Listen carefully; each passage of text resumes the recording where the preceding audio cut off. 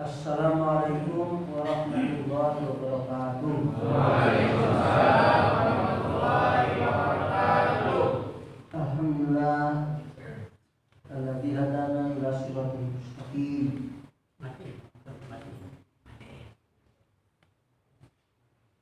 Walladzi arsala rasulahu rahmatan lil alamin.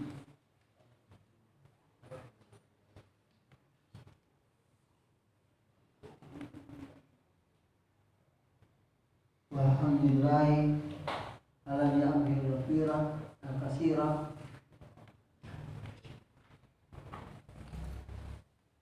alladzi ja'ala lil mu'minina rizqan halalan thayyiban liyafuza fawzad dunya wa yawmad din. Fasyahadatu lillahi wahdahu la syarika lahu la ma'budu siwahu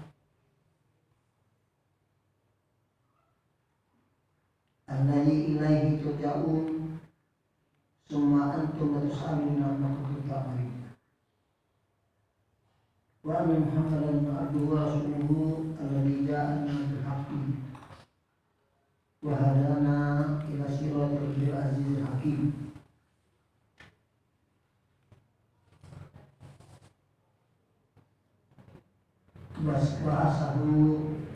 Wasahullahu linnasi kafah wa kana din rahmatan lil alamin. Wassallallahu ala hadan nabiyil karim sayyidil anbiya'i wal mursalin sayyidina maulana wa habibina syafi'ina Muhammadin sallallahu alaihi wasallam wa ala alihi wa sahbihi wa ala man ittaba'ahu bi ihsan ila yaumil. Amma ba'du, fa ikhwan fi din rahimakumullah. Ad-din yang sempurna ini sekarang di muka bumi, terutama yang kita saksikan di Indonesia, itu tidak dapat dipraktekkan secara sempurna kecuali hanya yang bersifat pribadi-pribadi, seperti sedekah, seperti sholat, seperti saum, seperti berbuat baik, mengurusi rumah tangga, bukan hal-hal pribadi. Kalau sudah menyangkut masalah umat, hukum pidana, gitu. Umpamanya maling dipotong tangannya, berzina dipecut, dan lain-lain, masalah hukum kehidupan masyarakat tidak laku. Dan kalau ada yang bercita-cita memperlakukannya, itu dianggap menentang negara, sehingga pondok-pondok sudah berapa banyak pondok itu, bahkan ada pondok-pondok sengaja memahami Al-Quran, kufat Quran, bicara tentang hukum-hukum yang ada di Quran, sampai di negeri Mesir sana yang pondoknya juga yang namanya Al-Azhar itu mengajarkan Islam itu sudah sepanjang 1000 tahun lebih. Tadinya berlaku syariat Islam di Mesir, sekarang tidak berlaku lagi. Bahkan ada Hasan al-Banna, itu ikhwan muslimin itu, Said Qutb, Abdul Qadir Audah dan lain-lain sebagainya, itu dibunuh karena hanya cita-citanya mau menegakkan syariat di Mesir. Sementara orang pelajar pun tidak tahu berapa ribu. Umur sekolahnya saja, sekolah tertinggi, sekolah Islam tertinggi di dunia ini di Mesir itu pertamanya sudah 1000 tahun lebih umurnya. Di umur sekolah yang alumninya 9 tahun, umpamanya 10 orang itu sekian ribu tahun, sudah berapa itu? Apalagi kalau memang ratusan. Itu tidak laku hukum. Berlaku hanya hukum pribadi. Sehingga kalau tanya kepada seorang yang cukup alim Islam, sampean yang sudah tamat lah, Islam bagaimana model Islam yang dimaksud? Islam menurut mau saya saja. Kita tanya umat Islam di organisasi yang satu lagi, Islam apa ini? Islam menurut saya. Kita tanya petani di kampung kebunnya, sampai Islam bertanya Islam. Islam bagaimana? Ya menurut saya. Islam semua saya. Kita tanya lagi di pasar orang dagang, sampai apa pedagang apa ini? Ya dagang macam-macam ini. Islam bagaimana? Islam semua saya. Jadi Islam ini Islam semua saya. Bagaimana syariat yang mestinya hukum Allah menciptakan langit bumi dan isinya ini, lalu Allah menurunkan hukum untuk isi bumi ini ada dalam Quran. Baik dia Kristen maupun dia Buddha atau dia kafir atau apa saja, Islam hukum untuk keseluruhan itu ada. Sehingga kalau dipraktekkan hukum Allah itu, semua yang diciptakan ini selamat. Tapi tidak dipraktek maka celaka. Bahkan hukum Allah itu tidak menjadi rujukan pemikiran orang membuat aturan gitu dalam kehidupannya. Tidak menjadi rujukan pendapat Allah dan Rasulnya. Yang menjadi rujukan itu pendapatnya orang pintar-pintar di sana itu. Pendapatnya para cendekiawan, pendapat orang pintar itu ada hak asasi manusia, ada sistem kehidupan demokrasi. Itu yang dibangga-banggakan. Sistem kehidupan Islami nggak ada. Tapi ya kalau tempat lain kita tidak tahu lah. Di negeri kita ini saja mayoritas umat Islam, hukum Islamnya nggak laku. Kalau kita ada orang berbicara, marilah kita tegakkan hukum Allah dan Rasulnya. Wah, itu ekstrim, bahaya. Yang ngomong gitu juga orang Islam. Orang Buddha tidak ngomong, orang Kristen tidak ngomong apa-apa. Yang ngomong orang Islam, awas itu bahaya. Karena mau menegakkan syariat Islam. Baru dia ngomong, bukan ditegakkan. Kalau ditegakkan tidak ngerti lah. Dia ngomong aja itu, hati-hati. Gitu. Jadi yang aneh itu, ya kalau ada orang beriman tidak punya keinginan, tidak punya cita-cita untuk memperlakukan hukum Allah dan Rasulnya, dia beriman. Bagaimana kalau kita minta tolong pada orang kafir aja lah? Hai orang kafir, tolonglah kami untuk menegakkan hukum Allah. Ini masuk akal nggak? Lainnya orang beriman nggak mau. Baru kita ngomong di negeri ini kita ngomong gitu aja. Awas, bahaya. Itu. Nah, terus kita ini mau mati menghadap siapa? Bisakah dibela oleh orang-orang itu? Kita masih tidak bisa balik lagi kan? Lah siapa yang membela kita? Pak mau masuk surga? Ya mau masuk surga, jangan sampai masuk neraka. Aturan yang masuk surga aku nggak? Wah ini lama. Nah, masuk rumah orang juga aturan yang punya rumah nggak dipakai gitu, gitu betul rumah. Artinya ini kerjaan tidak masuk akal. Ini Islam miskin banyak 200 juta kan harganya. Jarang sekali, barangkali kalau jarang, barangkali masih ya, lumayan. Mungkin tidak ada di DPR itu orang baca ayat gitu. Mungkin yang perlu ketawa itu yang bersorban-sorban itu kalau ada orang baca ayat di DPR, sidang DPR baca ayat. Berdasarkan ayat ini kita harus begini, harus begitu. Itu enggak ada. Tapi ayat pasal itu pasal kitab An-Nur untuk sekian itu. Ya boleh saja sih sepanjang tidak bertentangan dengan Allah dan Rasul. Orang beriman itu gitu. Bebas saja bikin aturan. Yang penting rujukannya Allah dan Rasul. Jadi kalau orang sudah sisi pendapat Allah dan Rasul yang menang, hasilnya kalau rujukan kepada Allah Rasul, maka ini jadi tenang. Kalau dilepas aturan Allah Rasul kita lepas, nah kita pakai Quran hadis itu agama itu kita lepas, kalau kehidupan umum. Kembali rujukannya pendapat orang pintar, kebebasan berpikir, hak asasi. Itu orang dua aja tidak selamanya bersependapat, apalagi orang 200. Orang dua aja tidak bakal selama Quran dalam pikiran, masing-masing bisa mempertahankan pemikirannya. Terus disuruh damai, saya benar, saya yang satunya saya juga benar, yang satunya juga benar juga. Satu masalah itu semuanya macam-macam keinginannya tetap aku benar, bagaimana didamaikan? Bisa tentram damai, bukan tentram, bisa damai. Kalau tentram tidak mungkin. Yang dalam manusia itu tidak mungkin tentram. Manusia itu dolim, mana bisa menenteramkan hati orang?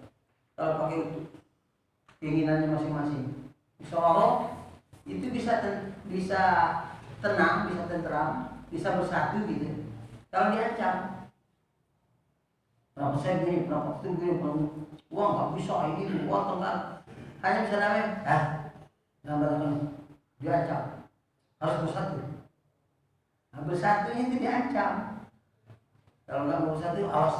Nah, kalau diancam dan senjata, baru bisa bersatu. Kalau dibebaskan, ya bertengkar nggak selesai sampai kiamat. Namun pikirannya masing-masing punya penafsiran sendiri-sendiri. Tapi kalau pikiran itu bebas, lalu rujukan kepada Al-Quran Allah, nah Allah yang menang. Ini pasti karena Allah pencipta bumi dan isinya. Pasti kalau kembali kepada Allah yang tentram, yang hidup sejahtera di batinnya, isi alam, isi langit bumi ini, karena yang menciptakan aturannya. Tapi aturan Allah itu diisukan oleh anti-Islam, aturan orang Islam. Nah, awas itu aturan orang Islam. Jadi Quran itu aturan orang Islam, bukan aturan Allah. Dibilang aturan orang Islam, jadi orang Kristen tidak mau. Padahal itu aturan Allah untuk orang Kristen, untuk Islam, untuk binatang-binatang, untuk pohon-pohon, untuk laut-laut, untuk isi alam ini aturan Allah, bukan aturan orang Islam. Yang khusus untuk Islamnya ibadah pribadi tadi, sholat. Kalau orang Kristen ke gereja hari Ahad, kalau Islam ke masjid ke Jumat. Nah itu untuk orang Islam khusus.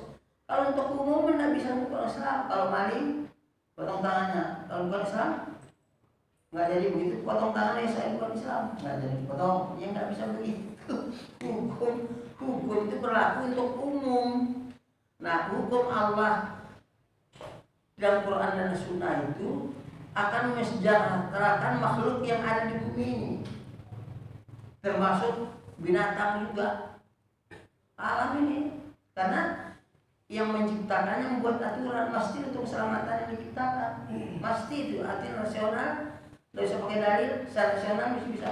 Iya ya, Allah yang menciptakan isi langit bumi ini, lautan dan daratannya. Kalau kita pakai aturan Allah, pasti selamat orang yang ada di bumi itu. Apa dia Kristen, apa dia Buddha, nanti selamat. Karena Tuhan yang menciptakan mereka. Mereka tidak mau taat sama aturan, sama Allah yang maksud, tapi punya kitab. Ya dasar kitab bebas, laku dihukum oleh adil. Jadi dengan aturan Allah itu semua orang bebas keyakinannya, nggak bisa tapi secara pribadi. Jadi kalau menurut dia makan babi itu halal, makanlah babi sampai kenyang gitu. Tapi yang bilang haram, jangan sampai makan babi, bebas merdeka. Jadi hidup itu puas, masing-masing bagian orang puas dengan kebebasan Allah itu. Karena menurut keyakinannya. Tapi kalau sudah hukum umum, ya nggak bisa dibeda-bedakan. Kalau sistem demokrasi, orang maling, potong, tahanan, masuk penjara, dikasih makan gratis, potong tahanan. Jadi kalau saya kasih contoh yang lalu-lalu itu, kita ulangi lagi ini, biasanya kalau tak banyak diulang tuh lupa. Menurut hukum Islam, kalau ada pemimpin Pancasila korupsi alias maling atau yang siapa saja yang maling, potong tangan tidak usah dihukum. Hukumnya potong tangan, tidak usah dipenjara. Terus kata orang yang non muslim, ih kejam betul, potong tangan itu kan kejam. Kalau demokrasi, sumber hukumnya pendapat para cendekiawan. Oh jangan dipotong tangannya, potong tahanannya. Kasih makan enak, bergizi. Nah kemudian disuruh tidur bisa dari keluarganya saja. Tapi sewaktu izin boleh tidur juga. Ini yang kejam siapa? Kalau kata orang yang tidak paham, karena dia tidak mengerti kehidupan yang sebenarnya, dia hanya tahu dirinya saja barangkali ya, orang egois, dibilang kejam amat potong tangan. Jadi kata KPK itu mantan gubernur atau mantan menteri apa gitu, telah kedapatan korupsi dan telah dipotong tangannya. Nah, di Amerika ini mantan gubernur yang potong tangan kemarin, yang keluar di YouTube itu kemarin. Oleh kita kata, apa kabar komandan? Tangan kita hilang nih. Kata KPK, kepada bapak-bapak pemimpin Pancasila di negeri ini yang terhormat, siapa yang punya kesempatan korupsi mulai besok dipersilakan. Kata, waduh, tapi ini hilang. Mikir orang, kata KPK-nya dipersilakan, siapa yang berani korupsi dipersilakan. Tapi hilang tangan. Mikir orang kan, kalau dia beriman Islam lah, sudah dipotong tangan, sudah itu mati masuk neraka lagi nih, rugi amat kan, mikir. Selamatlah semua makhluk ini. Rugi nggak orang Kristen kalau maling berdiri perutang? Kan nggak rugi, selamat kan? Rugi nggak orang Buddha? Nggak rugi. Binatang juga untung. So, tidak ada binatang ditarik oleh orang yang kejam, oleh maling mau ditarik, mikir-mikir kan. Ditarik sama tuannya mau dikasih rumput. Binatang-binatang untung. Pohon-pohon untung, nggak ada pohon terbang sembarangan. Dilihat manfaatnya apanya ketika masyarakat. Karena hukum Islam itu betul-betul mensejahterakan lahir batinnya makhluk ini. Hukum Allah kan, bukan hukum orang Islam. Ini diisukan oleh itu hukum orang Islam.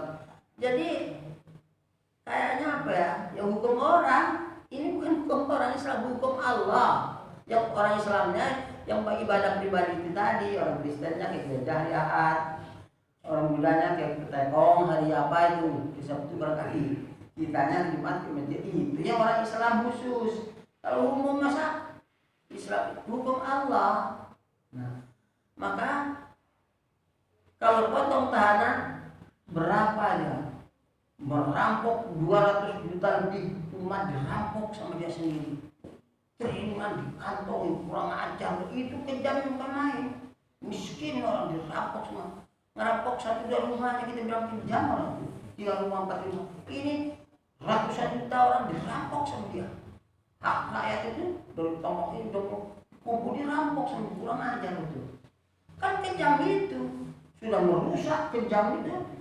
KPK juga mengancam siapa yang korupsi kedapatan, korupsi akan dihukum berat, potong tahanan. Kalau yang ngomong juga korupsi juga. Karena ini apa itu bukan seperti itu. Sudah kejam merugikan orang ratusan juta oleh seseorang yang jahat itu, paling itu kejam. Tapi dia bilang potong tangan kejam. Ini sebenarnya tidak kejam, inilah penyelamatan. Satu dikorbankan, selamat orang ratusan juta. Kambing-kambingnya selamat. Setapa-tapa ikannya selamat. Kan untung semua orang. Nah itulah karena tidak paham. Kenapa tidak Pak? Orang Islam itu umumnya tidak bicara tentang hukum Allah itu.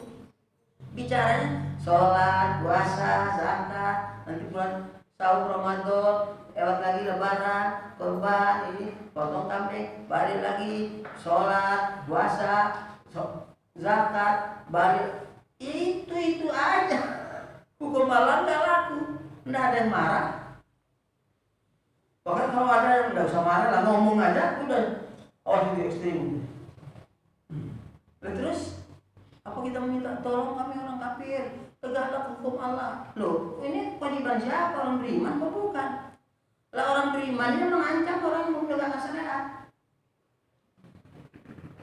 Ini kenapa jadi begitu? Karena mereka bodoh apa di usia sudah 100.000 tahun bersekolah, 2 tahun masih bodoh juga. Di Indonesia di pondok dari ujung ke ujung banyak, masa bodoh juga. Terus masa tidak paham? Lalu apa ini hukum Allah ini? Itu salah satu contoh saja. Masih banyak lagi kan hukum. Perempuan teman berzina. Kalau hukum itu hukumnya demokrasi, sistem demokrasi, hak asasi bebas kalau setuju sama setuju. Akibatnya apa? Rusak keturunan orang. Ayah bunda setuju nggak setuju punya rusak kenakalan karena menzinai gadisnya orang itu orang baik. Terus akhirnya akibatnya tambah kejam lagi, hamil dia bunuh anaknya sampai membunuh orang masih di dalam perut gara-gara bebas itu tadi. Katanya itu apa kejam sekali, merusak turunan orang, bobroknya bukan main. Sudah itu kejamnya sampai membunuh anak masih dalam kandungan itu dibunuh. Kalau keburu keperutut keluar dibuang ke tong sampah.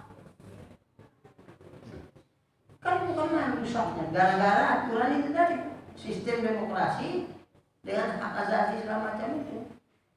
Coba kalau Islam, pecut di lapangan kalau ada yang memperkosa gadis orang, pecut 100 kali, tonton sama orang banyak. Nah kapok tuh.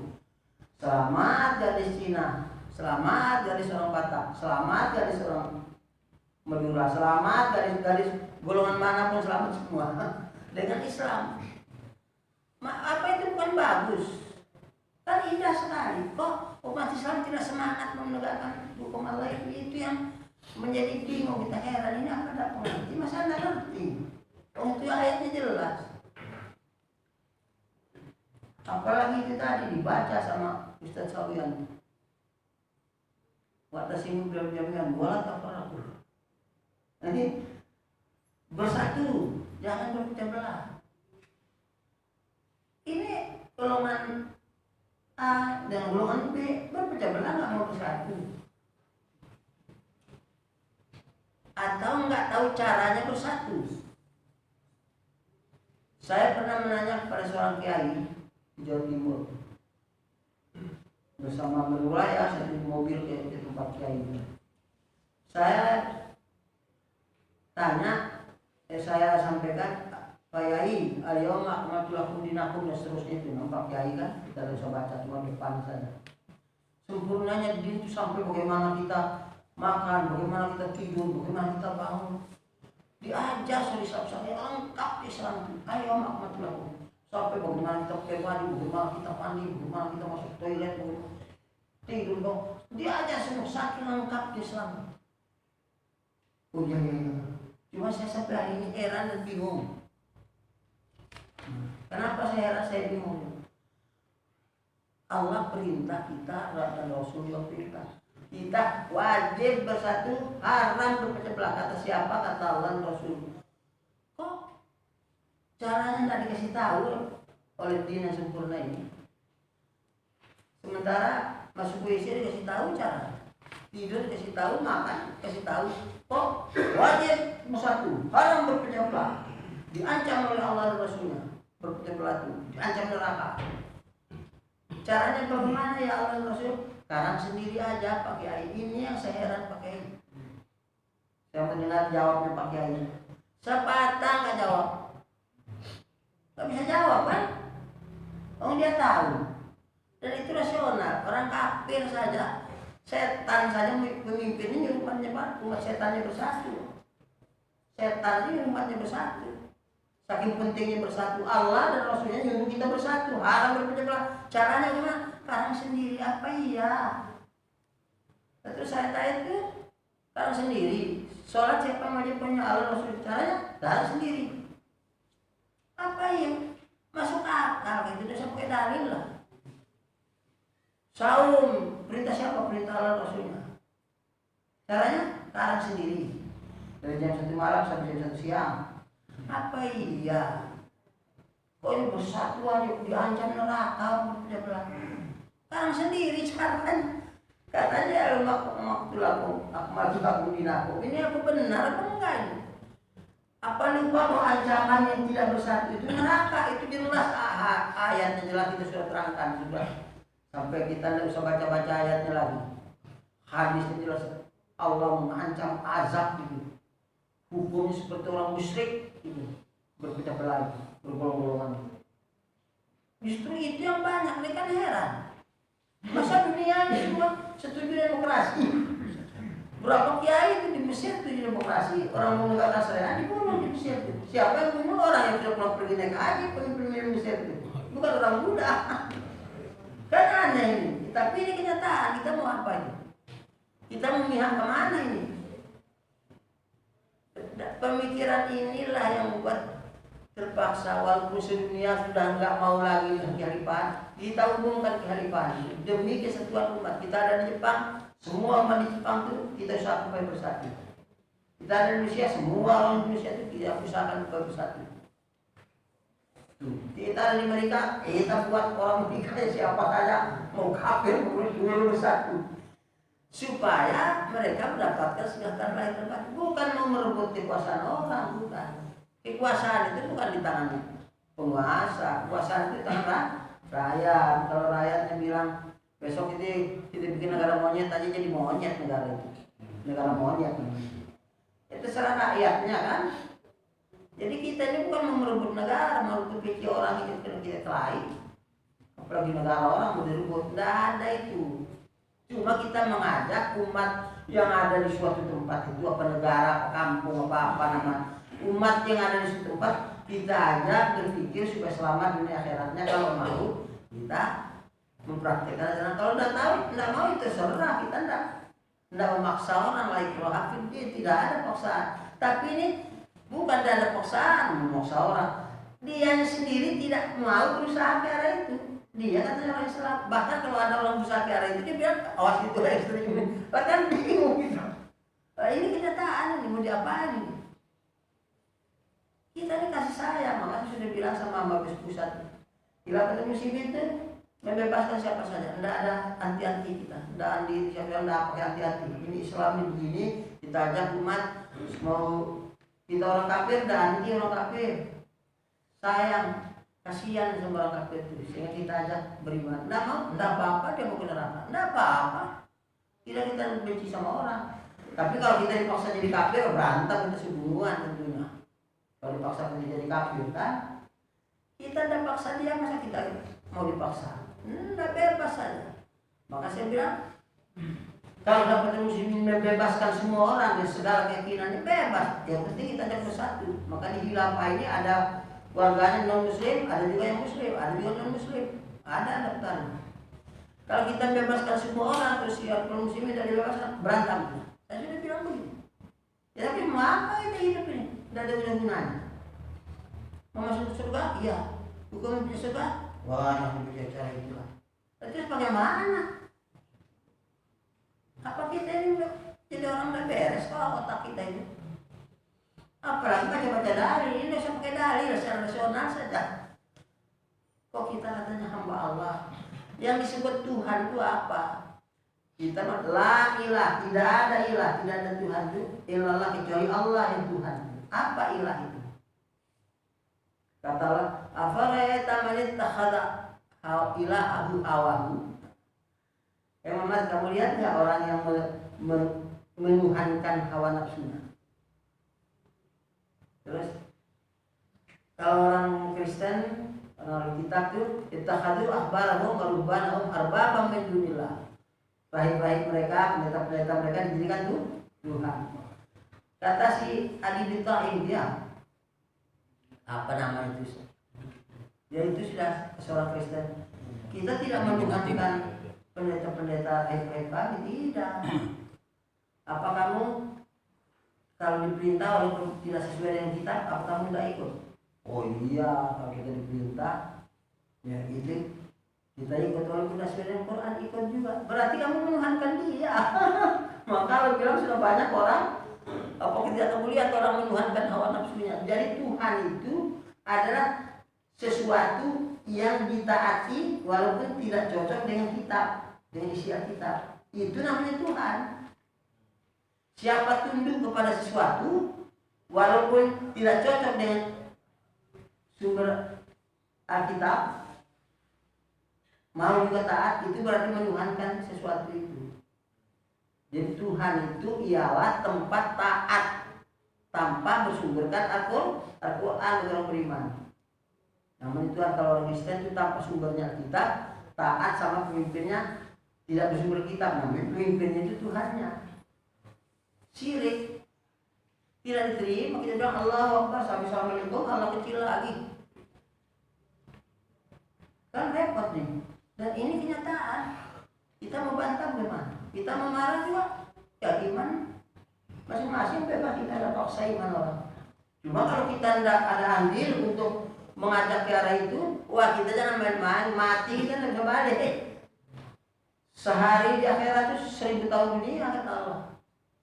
Jadi kalau masuk neraka sehari, 1000 tahun dunia hitungannya. Nah, kalau masuk neraka setahun, jangan main-main. Sehari 1000 tahun dunia. Nah, kalau masuk 1000 tahun, apa lagi? Tidak ada baliknya lagi, tidak ada. Minta ampun nggak bisa lagi, di sana tidak ada minta ampun. Sekarang nih bisa kalau mengampun. Serius enggak dengan aturan Allah itu? Kalau kamu beriman kepada Allah, tidak ada yang taati kecuali Allah. Tidak ilah kecuali Allah. Benar tidak? Boleh taati yang lain, tapi tidak boleh menentang Allah. Nah, kita mau taat.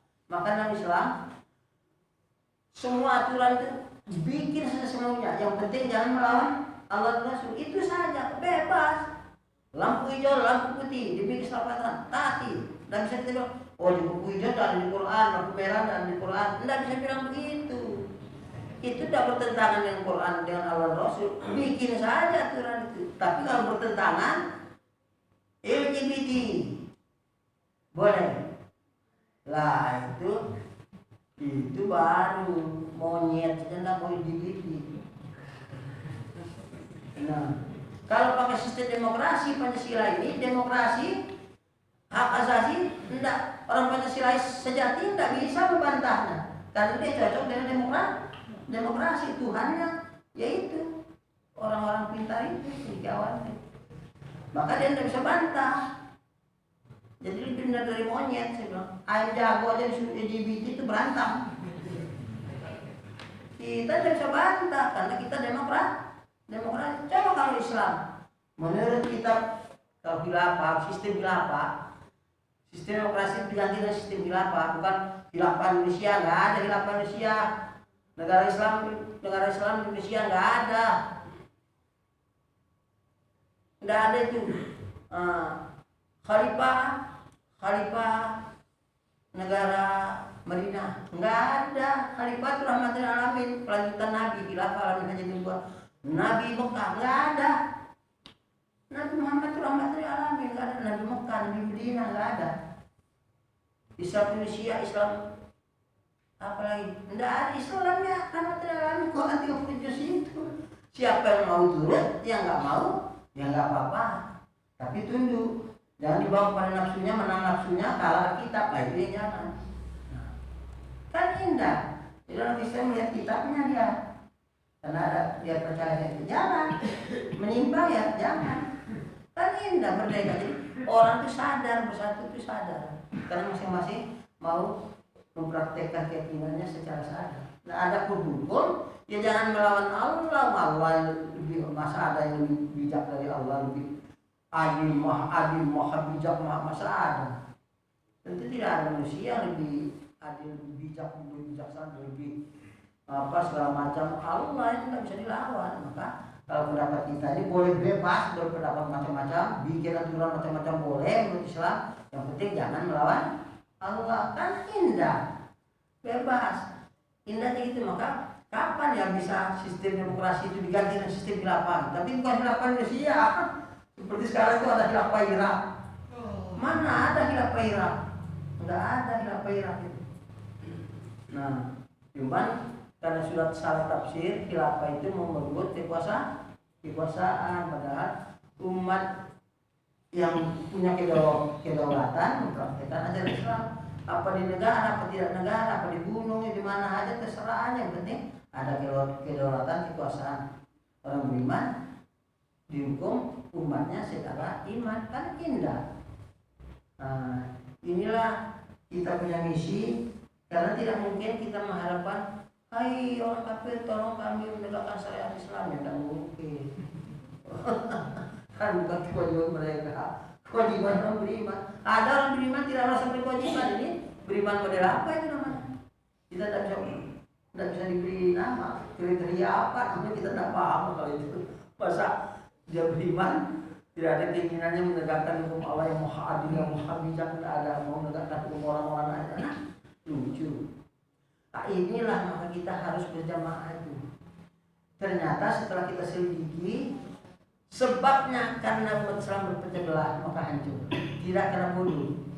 Orang pintar tamat Mesir tidak pintar, tapi karena berpecah belah hancur. Ternyata secara akal sehat, besok dalil. Secara akal sehat, rumah pecah belah hancur, sekolah pecah belah hancur, perusahaan pecah belah hancur, umat pecah belah hancurnya.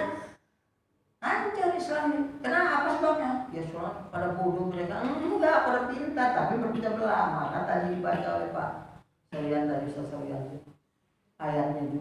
Jangan kalian berpecah belah. Bersatu untuk takwa, sebenar-benar takwa itu. Kalau bersatu. Jadi tidak ada firqah golongan-golongan yang di kalangan manusia itu di janji surga, nggak ada, ancaman nerakanya banyak. Kalau dipelajari hadis-hadis.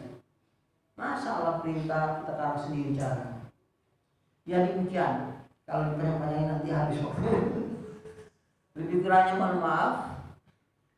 Kita mohon kepada Allah bahwa kita ini tambah hari itu tambah kuat kita punya keyakinan. Sehingga betul-betul kita ini tidak ada guna hidup kalau bukan untuk mendapat ridho Allah. Ridho Allah itulah lewat ibadah itu. Praktek ibadah itu sama waktu jenderal lisan seterusnya dulu itu mempraktekkan Islam, ajaran Allah Rasul itu dalam kehidupan, itu namanya ibadah. Sehingga masuk polisi pun kalau praktekkan Islam ibadah namanya. Apalagi masalah-masalah besar. Kalau enggak bukan ibadah namanya. Demikian. Aku qaul hadza astaghfirullahi wa lakum sayyidul muslimin muslimat. Alhamdulillah. Assalamualaikum warahmatullahi wabarakatuh.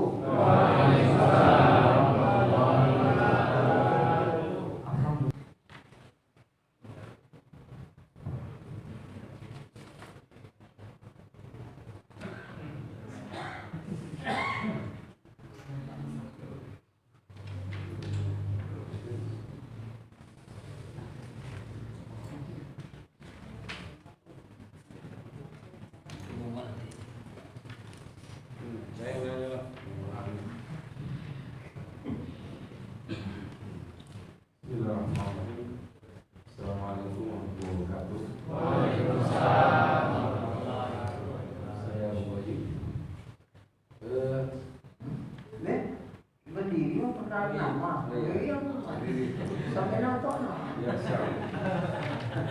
Saya Mukoyib ingin bertanya ke Pak. Bagaimana jawabnya ke Pak jika ini sekitar lagi kan kita mau 17 Agustus. 17 Agustus. Jadi ada statement di sebagian masyarakat kita ini, aparatur pemerintahnya ini mengatakan jika tidak pasang bendera berarti anti NKRI.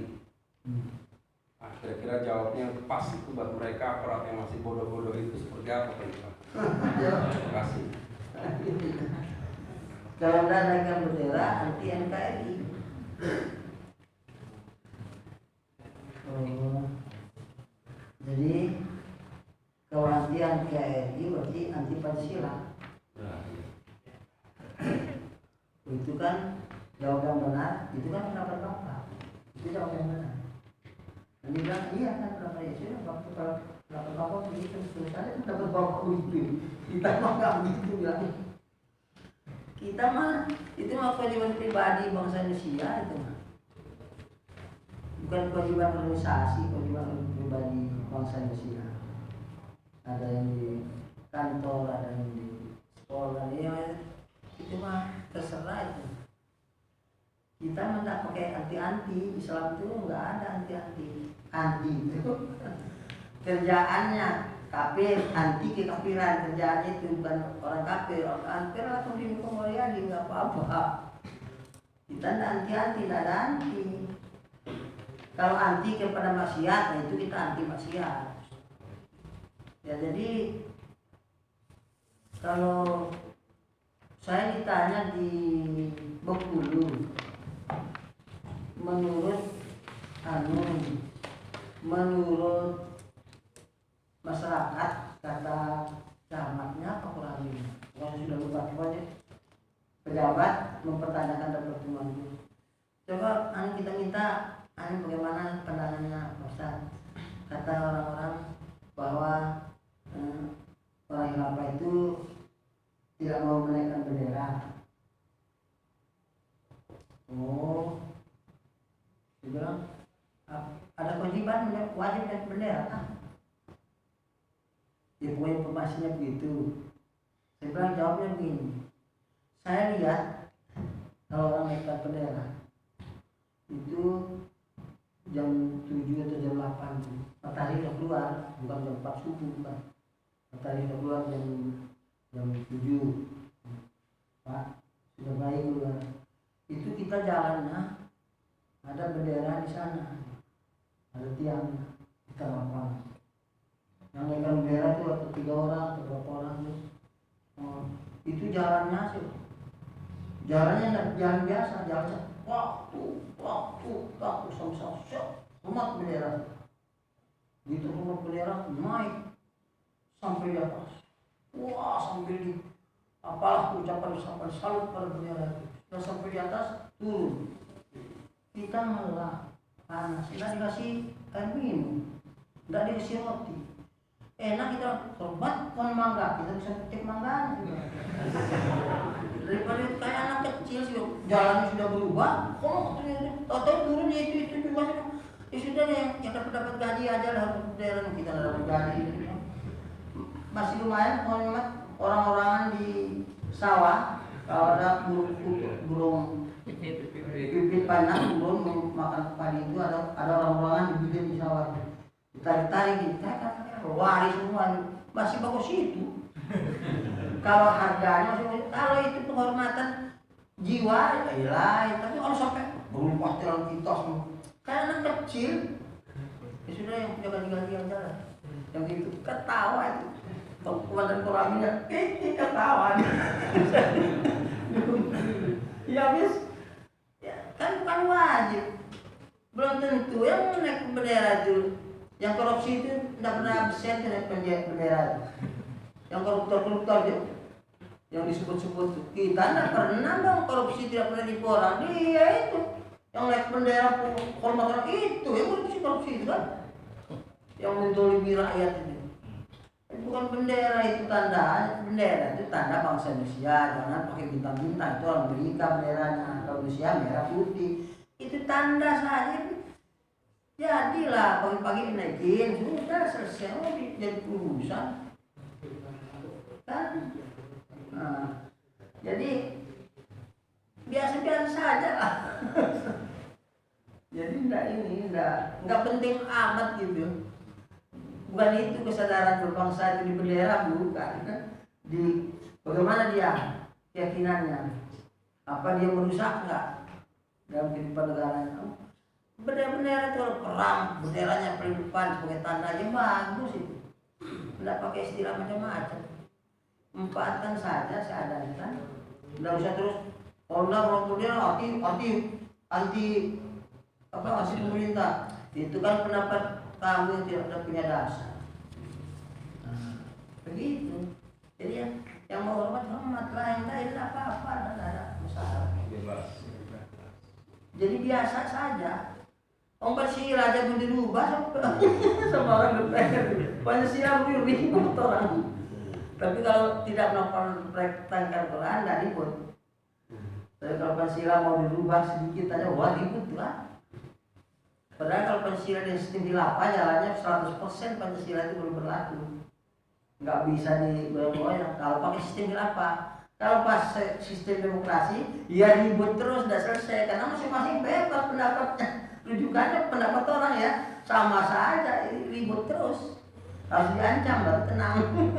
Kalau sistem khilafah berlaku, tetap bukan khilafah Indonesia, bukan sistem khilafah. Nah jadi Pancasila itu 100% berlaku. Itu dengan kesadaran, bukan dengan diancam. Karena masing-masing merdeka. Yang penting tidak melawan pencipta langit bumi, kan bagus. Bukan tidak melawan orang Islam. Orang Islam tidak bikin hukum umum, Allah bikin itu. Yang untuk orang Islam kan khusus ya itu ibadah pribadi tadi.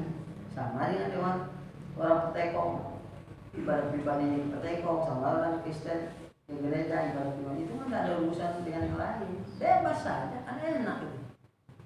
Nah itu. Ya memang pendapat macam-macam ya.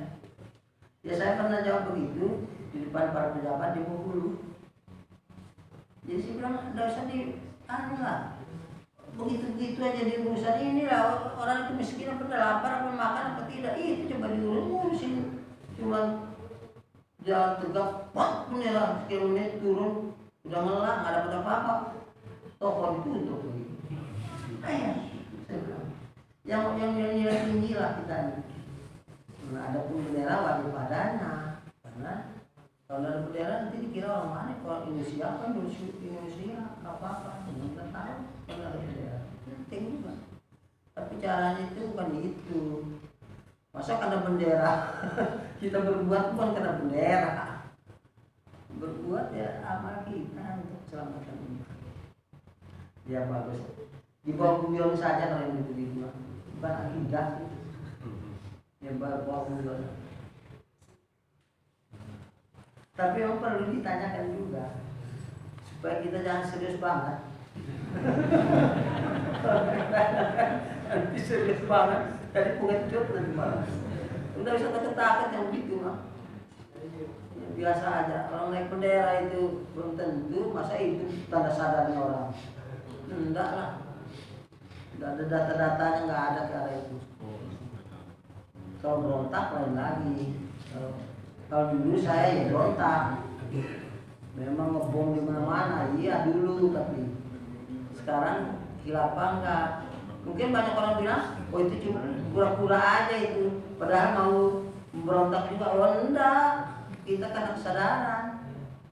Kita ngomong yang lipaan karena kesadaran, bukan karena apa mau berontak lagi, bukan. Maka data-datanya enggak ada kayak itu kan. Kalau memang mau berontak ngapain itu sudah lama. Besok ada kita berontak-berontak. Mati masih sakit. Masuk surga selesai. Iya dulu saya begitu. Kalau lihat orang bagaimana kematian orang itu ada yang ya. Kalau nggak mau itu begitu. Ya. Tapi ternyata keliru. Atas rahmat Allah, alhamdulillah. Untung saya ditahan berulang. Kalau enggak, itu benar-benar ya.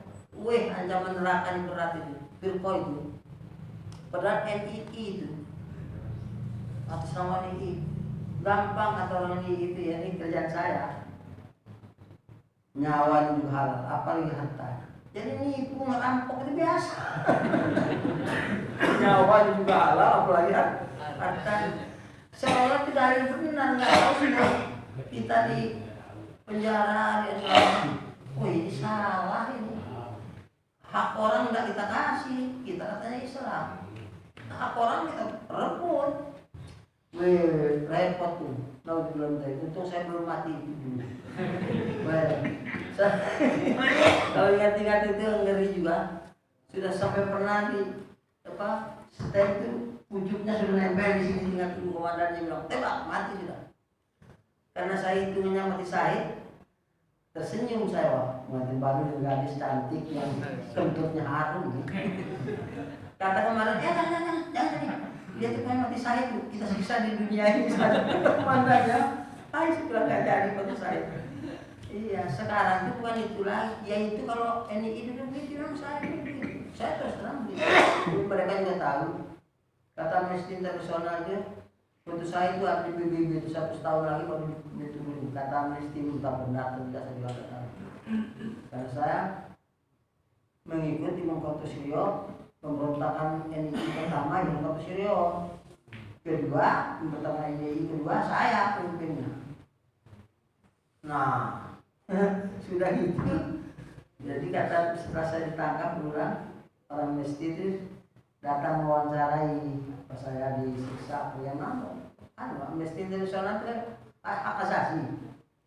Jadi setelah selesai wawancara semua, kenapa begini selesai jawab sebenarnya baik ya katanya. Setelah secara Islam bukan bicara pemberontakannya, tapi setelah pemberontakan itu foto Ustaz katanya PBB saya dipasang itu 100 tahun baru diturunin.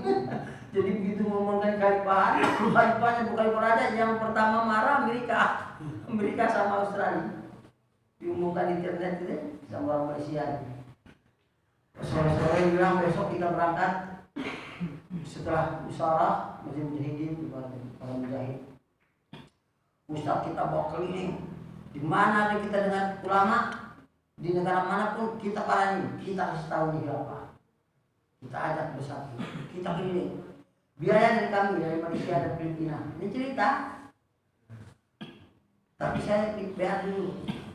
Pikir-pikir, sudah pikir-pikir, kesimpulannya sore beat. Itu sudah. Habis bukan acara pertemuan ini, kita keliling dunia ini. Biaya kami sudah. Khalifah nggak usah pikir-pikir. Oh ya, insyaallah. Kalau diumumkan, saya bilang umumkan bahasa Inggris kan, supaya pintar-pintar orang luar itu kan bisa bahasa Inggris. Saya ini pelan-pelan bahasa Inggris. Diumumkan pagi-pagi menghadap. Assalamualaikum, Khalifah. Orang luar menghadap, orang Malaysia sama Filipina. Apa? Khalifah, jangan banyak keluar. Kemarin semua ada keluar. Wah ini katanya, dia kan tidak tahu. Tidak tahu saya kan dia. Begitu kita ngomong sekarang itu, jadi kan Australia marah. Jadi kita khawatir nanti intinya nembak Khalifah di jalan-jalan. Diam aja di rumah banyak, jangan banyak keluar. Nanti kami aja gini deh. Khawatir ditembak sama Inter Amerika itu. Dia nggak ngerti, dikira dia kan tidak tahu perjuangannya. Yang sana itu, dia bencinya bukan main. Ya kalau ingat yang dulu memang tidak ada yang senang. Saya sendiri nggak senang. Dia salah. Ini bagaimana? Bersatu wajib bikin negara kan lucu. Kenapa Nabi Muhammad tidak merebut negara aja? Umatnya mau setuju kepada Nabi Muhammad SAW. Jalan, kalau nggak setuju nggak jalan. Nabi-nabi itu, nabi semua itu hancur. Nabi Nuh, Nabi Lut, Nabi Saleh, Nabi semua, Nabi Fir'aun itu, Nabi Musa itu ya dibunuh semua kan, enggak terus berpuasa gitu kan, enggak. Musuhnya kan pemerintah enggak merebut negara, enggak. Umatnya diajak sadar, yang mau sadar, yang enggak mau, belum mau semua dikejar mau dibunuh, itu biasa saja. Apa susahnya? Menang saja kan. Kuasai negara gampang saja kalau Allah menghendaki. Bukan itu tujuan kita ridho Allah. Kalah di ridho Allah, menang di ridho Allah. Jadi kita tidak bernafsu menang atau kalah. Nafsunya kita mau beribadah supaya di ridho Allah. Ajar kita datang, kita masuk surga. Itu yang kita nafsunya. Kalau ada yang menghalang kita beribadah, berantem. Maka saya bilang sama Pak Polisi yang datang ke sini, atau tentara sini juga, dari pusat juga, jangan datang ke sini kalau mau menjauhkan jarak 1 meter. Apalagi mau dicoret-coret ini masjid, tidak usah. Pokoknya kalau siap berantem, larang. Nabi bilang sholat, rapat, lurus rapat. Terus ada pejabat datang, Yang jarang dia lebih punya dari Nabi, nggak mendingan kita gebukin. Kalau saya datang kemari, ya nggak ada datang. Saya kira begitu, terus terang. Ngapain kita hidup ini? Seorang di masjid kok diatur sama setan-setan. Iya, saya bilang pergi. Jadi kalau saya nanti dia datang, saya bertindak, dia tidak bisa nyalain, saya sudah bilang kok. Kalau saya mati sakit, saya kan selesai. Pengantin baru, gadis cantik, itu harum apa? Nah, itu kalau benar kita ini kan mau mati masuk surga. Kita ndak mati, ndak bisa, ndak mati gitu ndak bisa. Aku takut. Terus panjang umurnya ndak bisa. Tetap saja umur lesat takdimun. Kenapa jadi pengecut umat Islam? Itu saya heran juga. Apa ndak ngerti itu, ndak baju ndak mundur. Mau pengecut ya nggak jadi panjang umurnya, mau berani nggak jadi pendek umurnya. Udah umurnya udah ditentukan. Benar apa salah, masuk surga benar nggak? Itu yang jadi urusan. Kalau masuk neraka ngapain nunda? Kalau sekarang bisa pengantin baru juga bisa cantik, ngapain nunda besok? Aduh, rugi amat. Kalau bisa sekarang kan? Nah itu dia, akidah itu namanya. Jadi kita tegas, benar pokoknya. Tapi kita sayang sama orang, kita nggak musuhi orang. Dia musuh kita, salah dia kan? Nah itu. Ini tidak perlu jalan aja. Polisi tentara itu alhamdulillah, yang setiap pendatang siapapun mereka, entah hatinya kita tidak tahu, tapi semuanya sependapat. Bahkan dia bilang, aduh saya pengen jadi murid Khalifah aja. Iya udah pejabat kan. Begitu, karena ini kita bicara rasional dengan baik hati. Tidak mengganggu orang kan? Mana ada kita teriak-teriak gitu. Di jalan kita teriak. Orang mau lahir, keburu lahir di mobil. Karena banyak orang teriak, terhambat mobilnya. Kalau lahir di mobil, kita tidak teriak-teriak. Dan mereka juga lihat dia ngawal kenapa itu tidak ada yang teriak-teriak, tidak ada ngapain. Kita teriak itu apa Pak? Sudah mulai, udah capek. Sakit kaki, minta sama mertua ngobati. Bukan yang ngajak teriak ngobatin kita. Mertua juga. Nah sudah lah, nggak usah teriak-teriak. Tapi kalau naik berantem sekalian, mati atau hidup, itu lain. Pokoknya orang lagi rapat, pokoknya berani yang muncul saya bilang iya, nggak usah.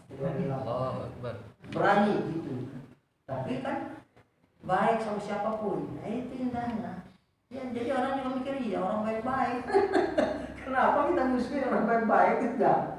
Adapun kita punya keinginan yang baik-baik lagi, tidak usah, dia tidak cocok, tidak apa-apa. Tidak masalah. Nah ya, saya jawab panjang-panjang ini memang sekedar supaya semangat gitu ya.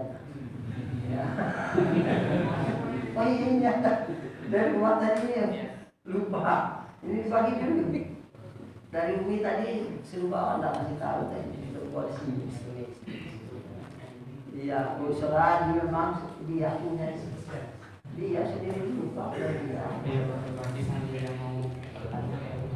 Rumah santri, apa persiapan yang paling utama sebelum khilafah tegak secara sempurna? Persiapan sebelum khilafah ini berhasil itu kesungguhan beribadah. Apa kesungguhan beribadah itu? Kesungguhannya mempraktekkan ajaran Islam itu di semua kegiatan hidupnya. Jangan sampai ada bilang, oh dia tidur tidak bisa balas. Nah, dan seperti begitu.